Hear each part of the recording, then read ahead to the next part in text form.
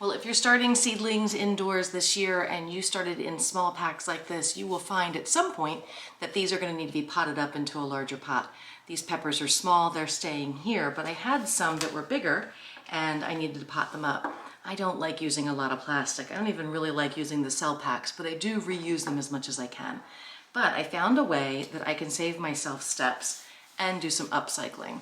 And I started making these paper bag pots several years ago. One of the things I love about it is that we're upcycling grocery bags, which is great. The second thing I like about it is that I can plant right in the bag.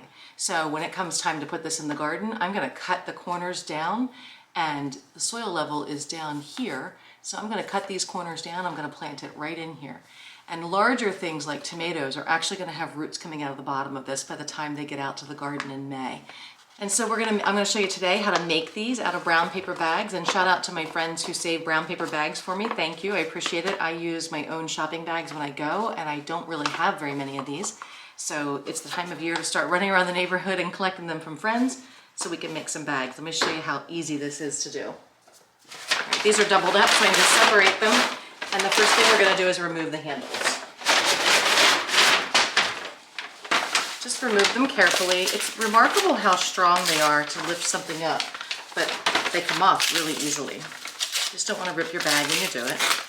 And then the first job we want to do is cut down one of these edges because we're going to cut the bottom out. So you can do this with a knife or a scissor, whatever's quick and easy.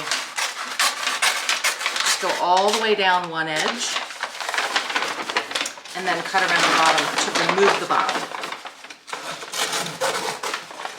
We can get them cut into the shapes that we need. I can sit and roll them while watching a movie or just hanging out with the family. So this is a good winter task to do when you're indoors.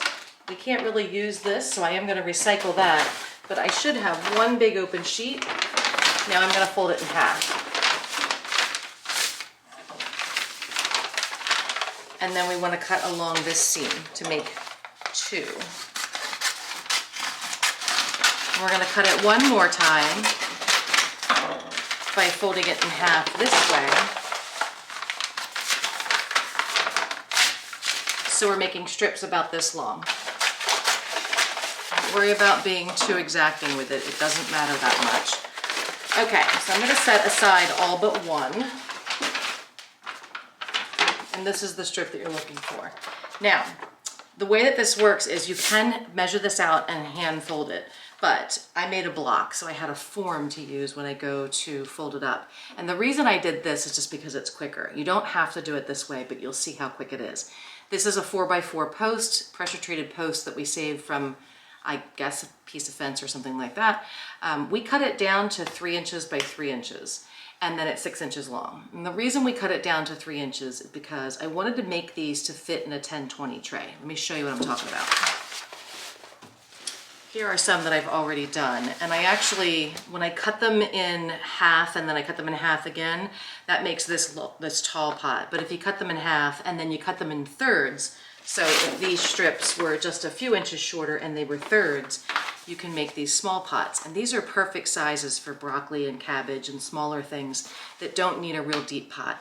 They're not going to be in here as long. They're going outside in late March, early April at the latest, whereas the peppers and tomatoes have to wait until the summer. So they need more soil for more root structure. But I made them this size because I can get 3 across and 6 deep in a 10-20 tray. And then they stay all neat and confined in here. That's the reason for the measurement. So back to our paper and our block. The first thing I find that is really good to do is to take one of your edges and fold maybe 3/4 of an inch down and make a lip like that. Now I'm going to immediately unfold it. We're just creating a little memory line in there. Then I'm going to take my block and I'm going to lay it right on this top edge. I'm folding up one side about halfway, I guess. And then I crease it. And I just roll and crease as I go until I get all the way around. Now this edge that we folded, this memory line, is along the bottom here, and we'll come back to that in a minute. But in the meantime, we're just going to set it on its end and fold this in like we're wrapping a gift. So push it in and pull up the sides. And then just work your way around until you pull all the sides up. And lastly, you end up with this. And what I like to do is just put this right on the table. And I always work here at this table because I can do this and kind of push it around. And that helps create a little bit of memory on the bottom. Let this drop out. And it's almost holding its shape, but it's still a little loose. So how do we get that structured up? Well, first of all, if you take this bottom piece and you just kind of give it a crease, it generally will hold itself in a little bit better. You can even crease the sides if you want to, but where it really starts to come together is to go back to that line that we created in the beginning, that fold. Just fold it down, in. And since you already have the memory of that line there, it goes really easy. And then there you have it. That's your bag. I pinch the corners, I don't know, just because I do. But when I have a lot to make, I'm not this precise. I just go really fast. And there we have our pot. So I'm going to add some potting soil into this to about maybe halfway. I'm going to put my seedling in it, put a little soil around it, mark it, and it will sit in this container and maintain its shape until I move it out in April or May or whenever the weather allows us. And the best part about it is that the bag will not break down and decay if you don't overwater it. It's a good lesson in not overwatering your plants. But it will biodegrade when you plant it. So when I go to plant it, I generally come along and I cut these 4 corners, and then I just kind of fold it down, dig the hole, put it right in. The roots will be growing right out of the bottom of here. With like tomato plants, there'll just be roots everywhere. Tomatoes get planted really deep, so I plant the whole thing down inside and cover it over. With things like peppers, I'm just going to cut these edges down a little bit and plant them in, but it can stay here until it moves out, and then it will maintain its roots. When you take them out of the plastic pot, sometimes we break them open.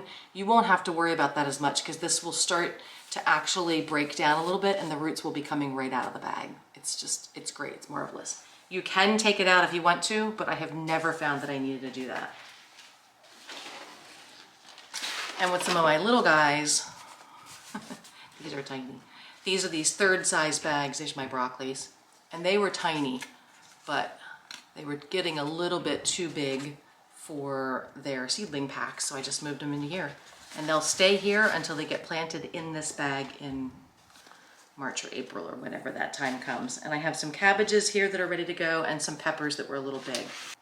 Tomatoes aren't even started yet. I'm starting them this week, so they will go into these bags pretty quickly. They grow a lot faster than some of these guys do. Peppers are slow, so I start them a little earlier.